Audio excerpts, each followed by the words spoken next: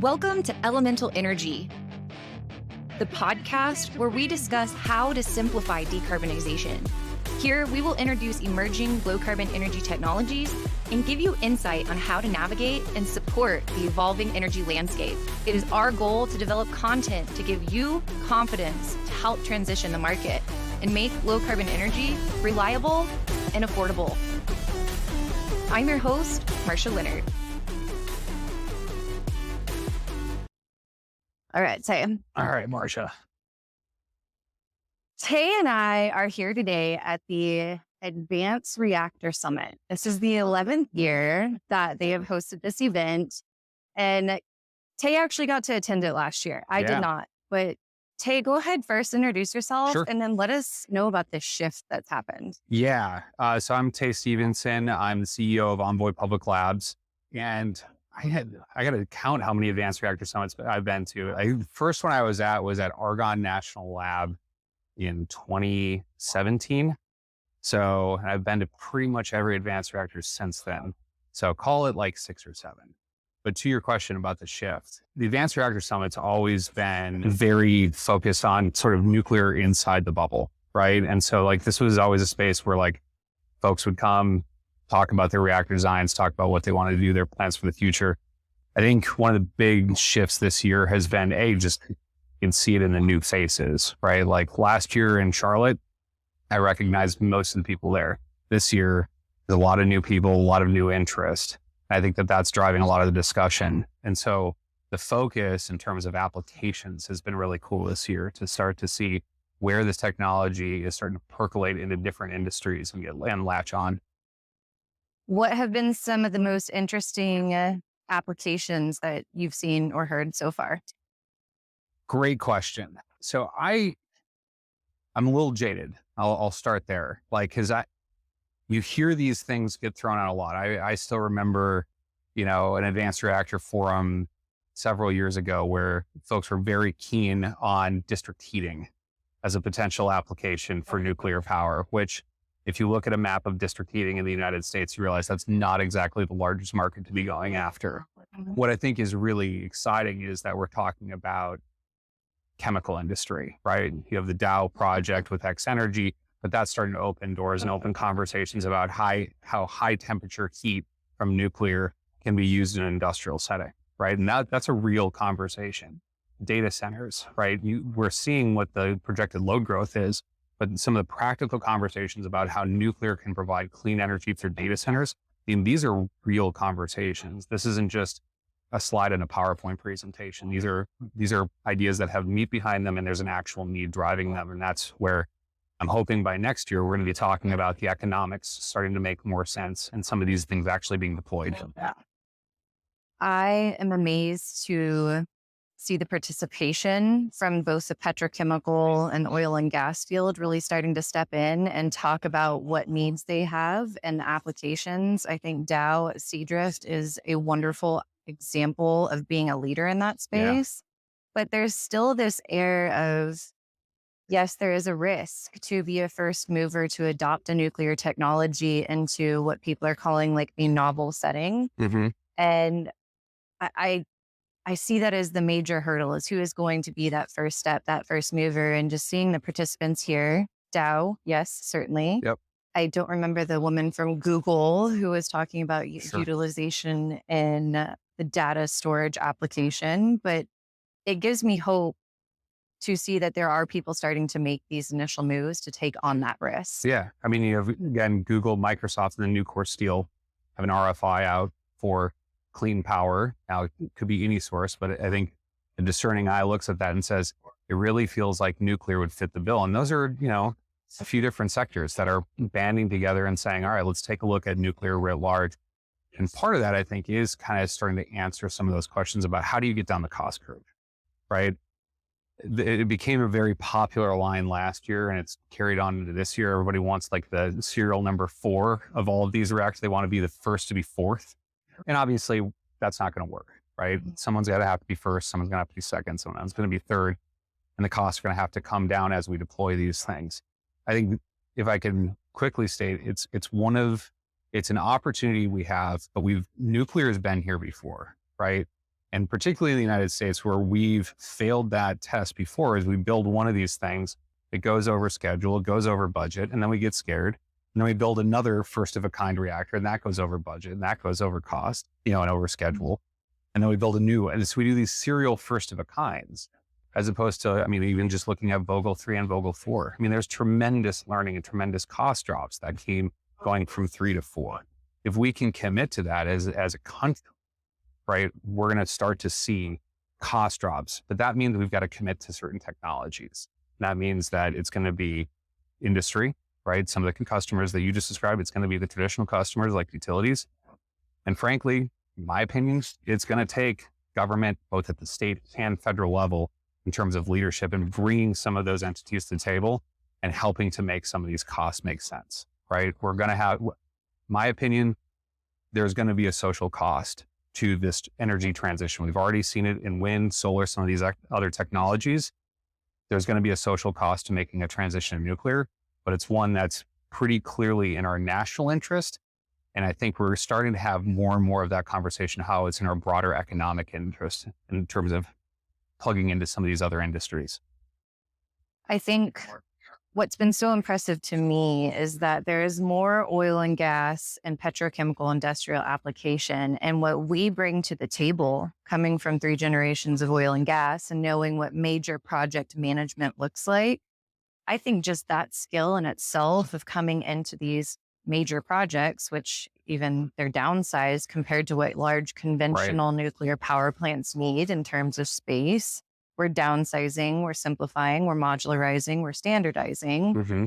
I think even just that relationship melding and building of the 2 energy spaces is going to be monumental for this effort. Marcia, I couldn't agree with you more.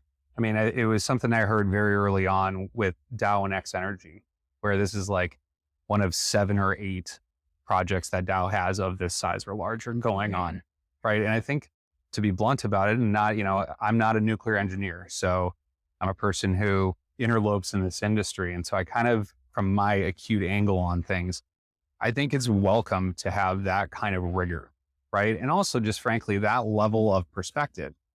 These are mega projects. Some of them are going to be done on time and on budget. Some of them are not, right? But it's those lessons learned and then moving forward off of those. And I think, again, what you're speaking to is nuclear has one experience. There are other industries out there that have this type of experience and frankly have a lot more of it. So I think you're exactly right. It's a partnership that nuclear can learn a lot from. Were you present for the Oklo and Diamondback discussion? Yes. This is hitting close to home for me, the oil and gas application. He was saying that the Permian Basin is going to need upwards of like 20 gigawatts, which I went and fact checked it. I looked because I was like, that's amazing amounts of power. Yeah. And it's on, if you just look through the internet, 17.6 gigawatts is what's projected and predicted over the next 5 years for power generation in the Permian Basin alone. Yeah. And in fairly remote areas with not a lot of native infrastructure, electric infrastructure. How cool is this? I wonder what metric, if they take all of the gas that they would be able to save by by not having to use it for power generation, because they're now using the nuclear power for their power gen. I wonder what kind of money that would save them to be able to justify the additional nuclear. Cool concept. I would be fascinated to hear that. And if I can piggyback, that's one great example.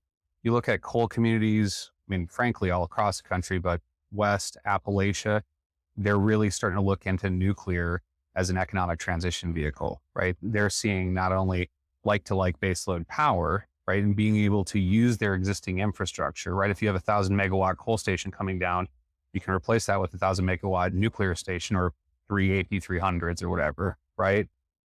But what's great is, in addition to you reutilizing that infrastructure, you can reutilize a lot of that workforce, right?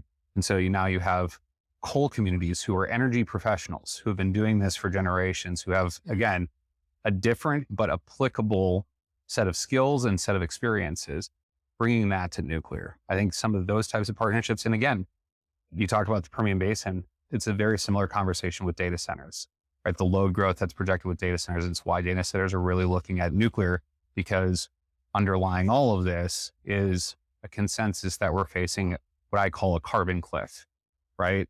Whether it's federal policy, whether it's consumers who are pushing corporations to do this, wherever the push is coming from, there is consensus that we need to start limiting our carbon, right? And so that's pushing this transition.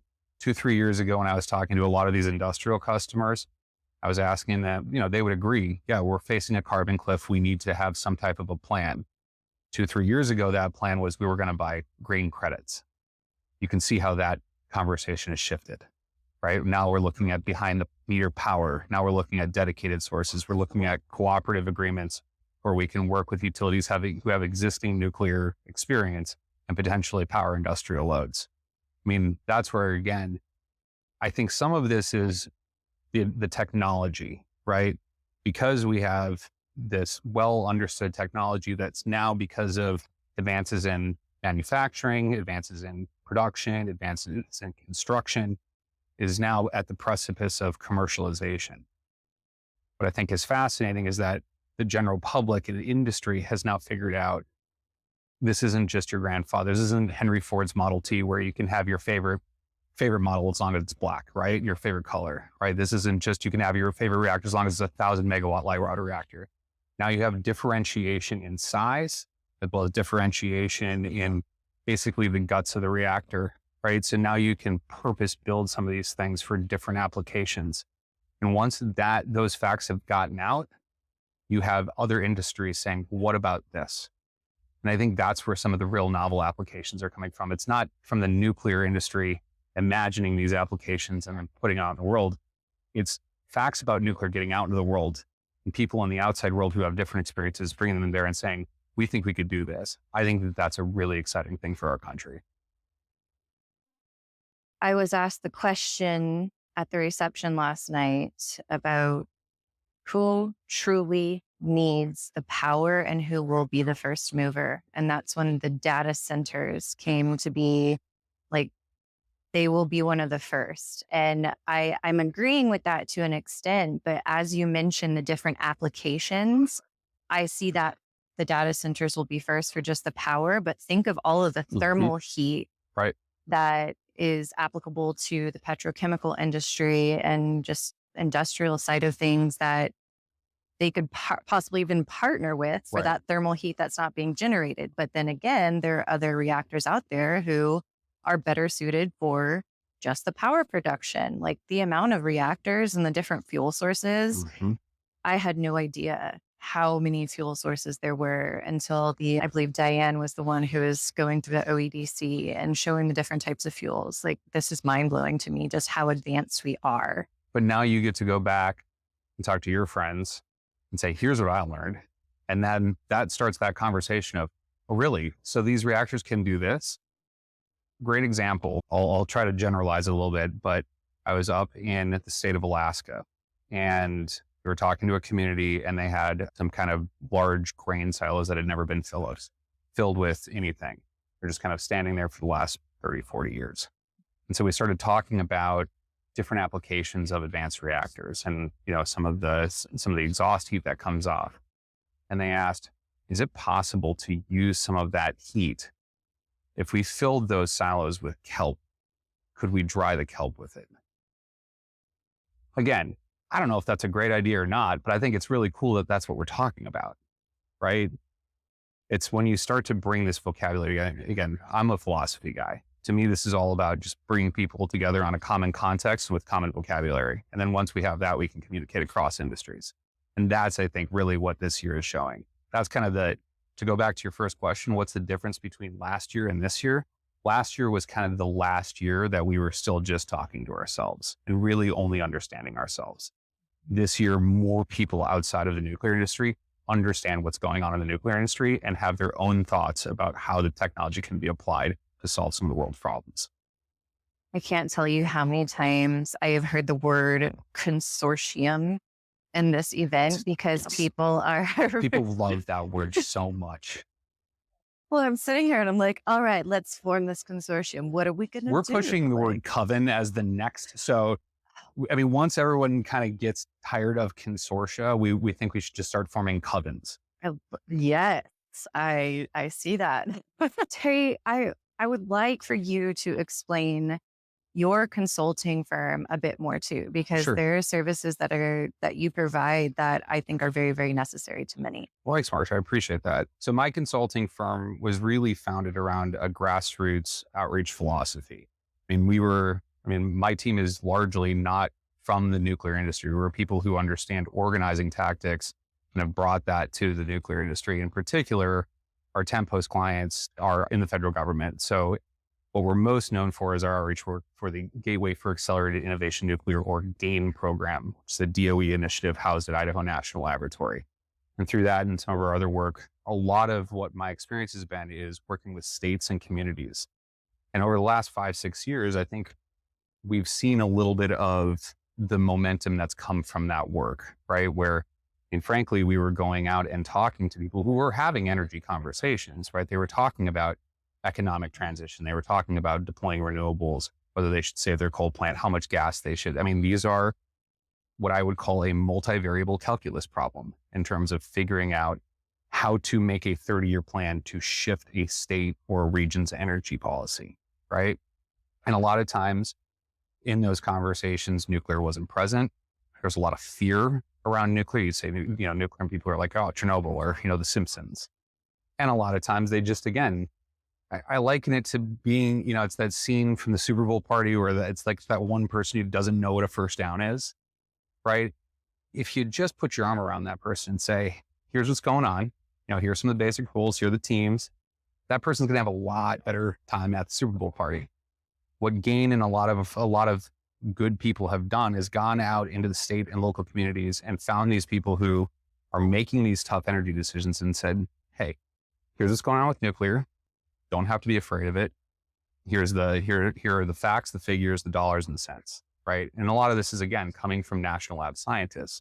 So that it's coming from a neutral, unbiased source. And that's, I think, been part of what has fueled this momentum, is that people are now just aware of the technology and know how to put it in context of the larger problems that they're trying to solve.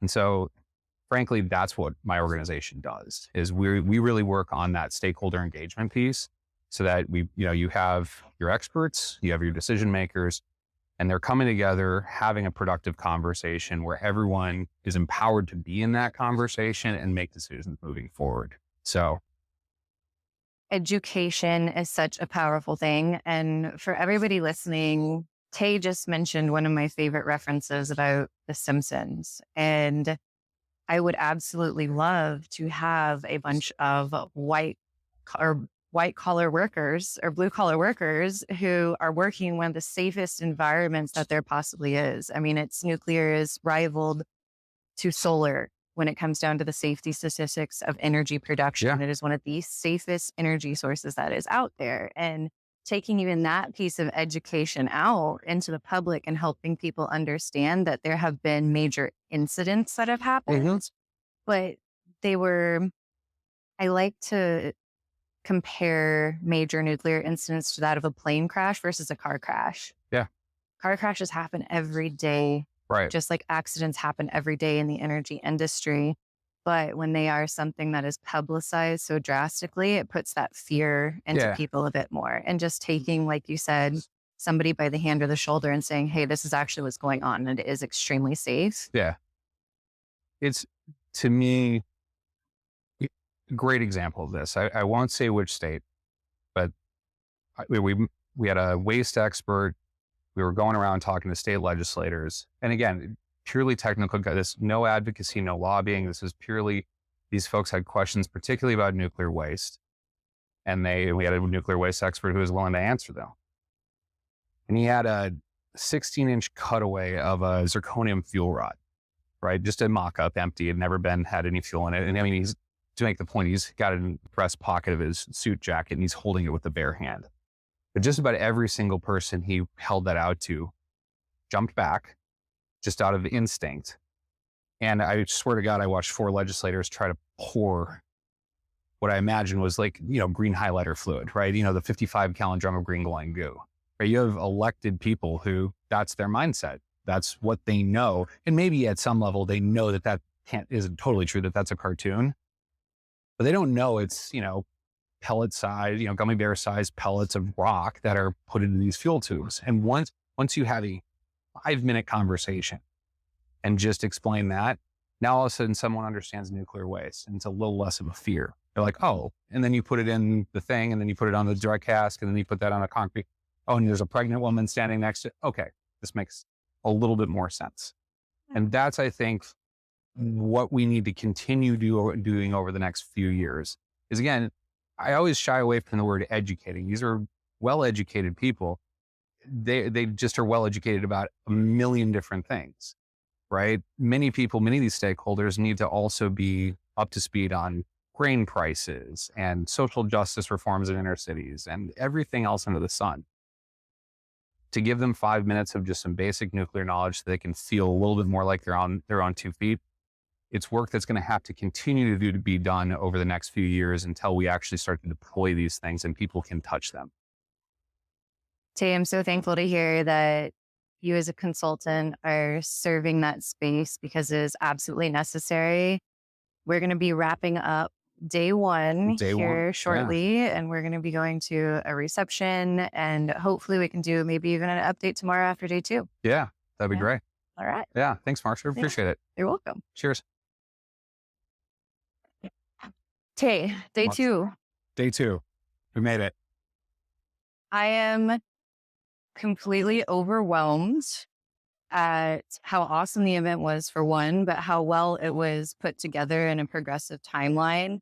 And day 2, we've landed on fuel. Yep. And the issues of fuel constraints. And I'm recognizing just how much I really don't know about nuclear fuel. Yeah. You told me a story yesterday. Yes. And I want you to start there before we even get into today. On waste? Okay. On waste. Sure.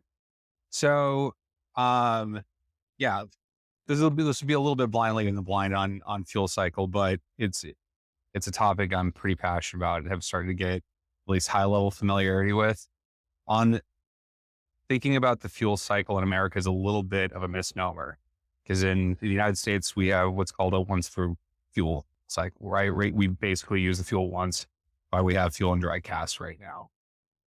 Going back in history and looking at kind of what's called the back end of the fuel cycle, right? The waste side of the equation.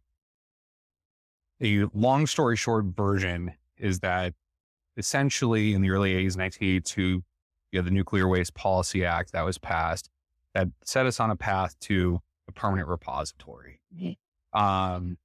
By 1987, political decisions were made at the federal government to focus on Nevada as the primary site for permanent disposition. Mm-hmm. Anybody who knows the term Yucca Mountain has a little bit of an understanding of what played out over the next 20 years, right? Essentially, we put together a facility that weren't able to get the necessary funds to license it. And that's where things sit right now. A lot of that came from a fairly concerted strategy, right? That goes back even before the 1980s to environmentalists who were very interested in what they call clogging the toilet, right? So you have during the Carter administration, basically a decision to, with proliferation concerns in mind, not, commit to a uranium fuel cycle and not reprocess, right? Basically reduce the amount of plutonium that was available. The idea was that the U.S. would be a leader in that and that other countries would follow suit. They didn't, and here we are, right? So you add that plus the fact that we weren't able to put together permanent disposition at Yucca, we have no place for our waste to go right now. And so currently the waste is stored safely in dry casks on site at U.S. commercial facilities, right? Mm-hmm.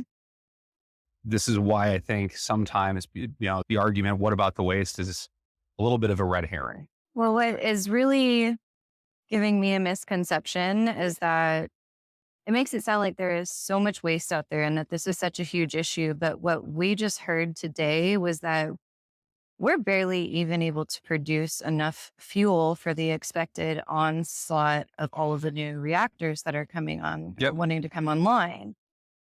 So domestically. domestically. I'm having this disconnect of, I get that fuel is sensitive Yes. in all aspects.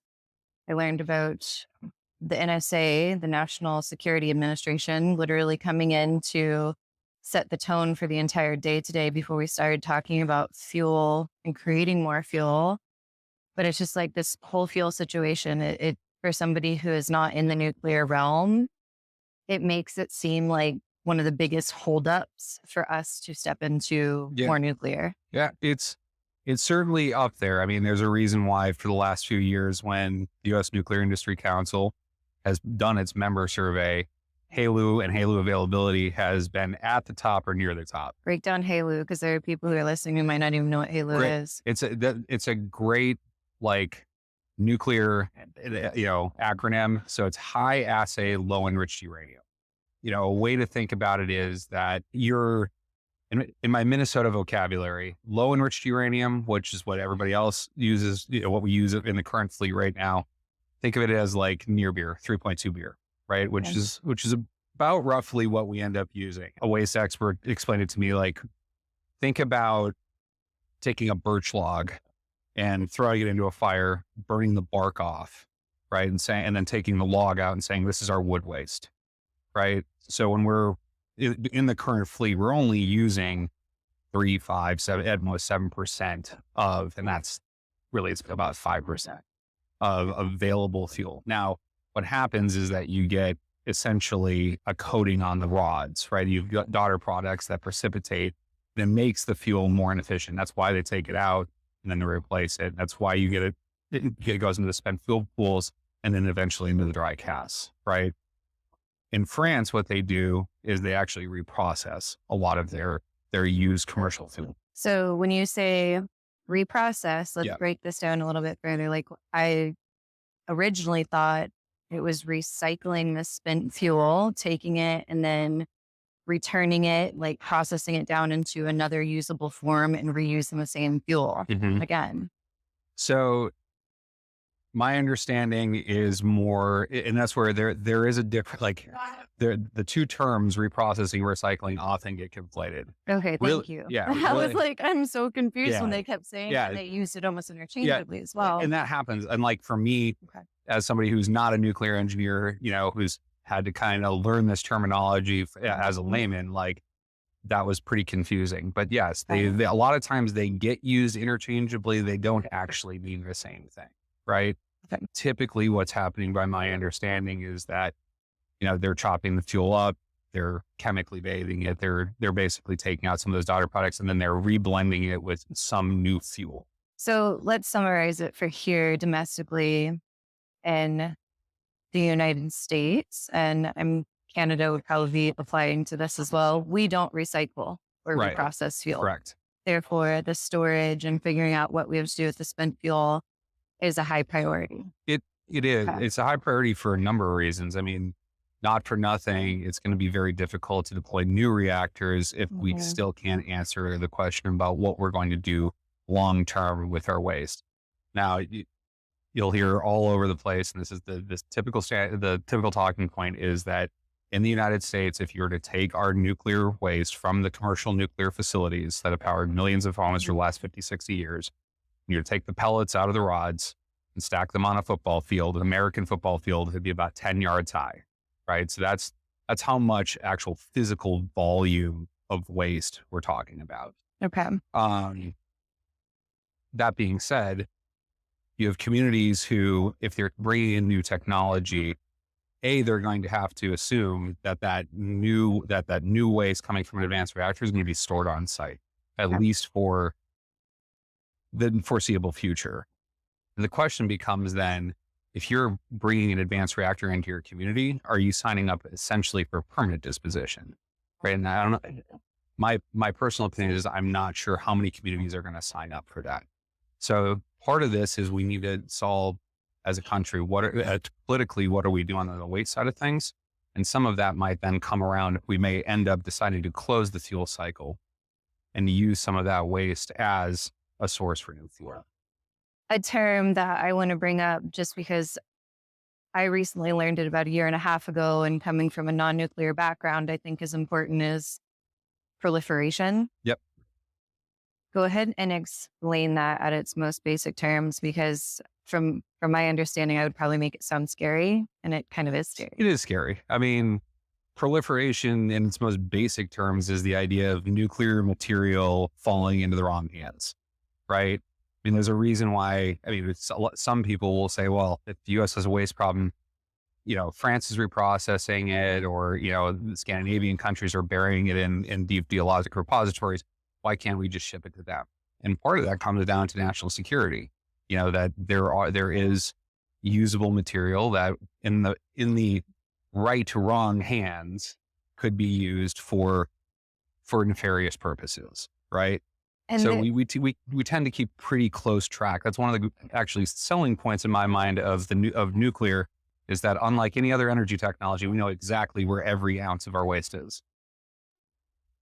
okay, yeah, the coal ash, the emissions, none of that is traceable or Yeah. trackable. I've had this interesting thought in my head, natural gas is absolutely necessary for where we are. But even with carbon capture and with methane detection systems, like you truly cannot track the pollution that is occurring across the entire value chain Right. of natural gas lifespans. From I'm even talking about initial well drilling Hmm. into the pipeline and into refineries. I mean, you cannot track the total impact that emissions from methane are having. Hmm. And so that's what I do find really interesting about this nuclear space, is that everything is monitored, everything is metered, and you can't misplace a fuel rod. I mean, that's Right. just not a No, thing. you get that. Yeah. It's We're not a not thing. going to Homer Simpson. No, no, that is not a thing that we do like in this country. I mean, but it also gets to, like, if I can just sidebar on that, like, I get questions all the time about nuclear safety, nuclear security, and some of it comes with, like, okay, so if we build this new reactor and then, the Russians invade, or whoever it is, invades the country and they take over the site and they're going into the reactor. And I say, eventually I have to just say, well, hold up a second. Yeah. So we're saying that our national defense shield has been penetrated. And our first concern is going to be that, a foreign country is going to our nuclear plants to take the nuclear fuel out and use that for some purposes. To me, that kind of, we get divorced from reality when we're talking in those types of hypotheticals, right? So it's one of Mhm. those things where nuclear fuel is extremely well, technically speaking, understood, right? Especially the current waste, very well characterized. We know exactly how to handle it.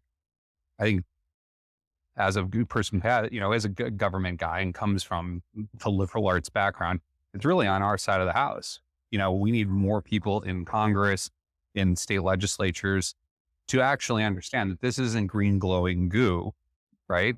This is in some ways a resource. And in many ways, it is something that we need to deal with policy wise as a country. The policy aspect, too, is something that today really made me understand the strength in having the right representatives per your state in house who Mm. know and understand the energy landscape.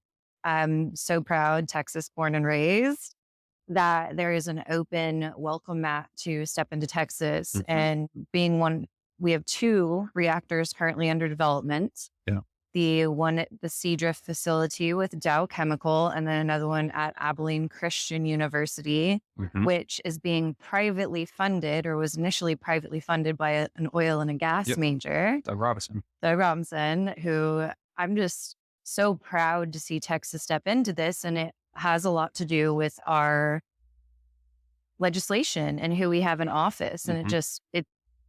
a lot has been clicking for me at this event. Well, it was really great to hear from Rick Perry last night. Governor Perry, Secretary Perry. I may have gotten a picture with him and fangirled a little bit. Just That's saying. that's I was very proud to be one of the people who was in the millennial cohort who was part of the Make Nuclear Cool Again launching pad for Rick Perry. So I've been doing my best for Governor Perry, Secretary Perry, to make nuclear cool again. We're still working on it, but I think it's a lot cooler than it was 7 years ago. I mean, any governor who receives an award and immediately does the Heisman afterwards. I mean, That was awesome.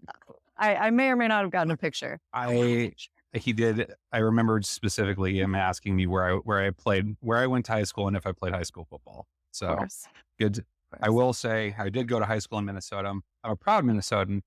Less proud that Minnesota is one of 12 states and the only state with an outright ban on new nuclear construction, Oh my goodness. which is something maybe we can learn a little bit more from Texas on. I also want to say Texas A&M. I mean, really, the whole, UT as well, but you got some great nuclear leaders here, nuclear professors, educators. It's a great state for nuclear to really move forward in. Well, Tay, I'm so grateful to have met you at this event. I Yes. can't wait to continue to see where you go with your consulting in this and the impact that you are having to help educate others in this realm and just not even educate, like you say, but enlighten people Mm-hmm. is the term that I've really hooked on to because it just takes a little bit of like guiding Yeah. into understanding this world, which you've been doing for me for the last 2 days as well. So I appreciate that. Again, it feels like the blind leading the blind a little bit. I mean, especially at this conference, there are just so many incredibly intelligent people. What's kept me coming back to this conference and kept me really, and we were out on the road, and you're alone pitching nuclear, particularly in places where, I mean, there have been towns I've gone into where there are literally signs in the windows that say coal keeps the lights on. Right. And part of the reason I'm able to do that is because I know we have the facts on our side. I know that the people who are working on this technology really care. Like they're incredibly intelligent, but they have incredibly good hearts. And that's, I think, what people are starting to figure out about nuclear is that this is something that it's not just a science experiment. It's something that we can use to work on climate change, and we can use it to we can use radioisotopes to make advances in medicine. And Dow Chemical being a really good example, nuclear can start to change how we look at industry, right?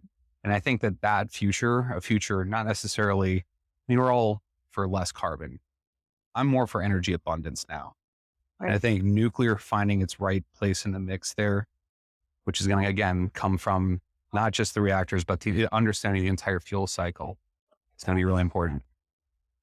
Tay, I know that you and I both have a lot to learn, but something stated today, and this is what I will close with about this industry, is one of the participants said that nobody is going to be able to do this alone. Nobody has the big picture because of how complex this entire situation is. Knowing the right people and Yeah. having the network to reach into when the special situation arises, that's what this is about. It's about relationships. It is, and finding the right person to support it in the right phase that you are in. So If I can make one last point, I mean, it really is like I am a living proof that you don't have to be a nuclear engineer to have a spot or a role in nuclear power in the nuclear industry, right? Like I tumbled into a back entrance, 7, 8 years ago. And fortunately, again, these great people taught me some of the lingo, taught me some of these things.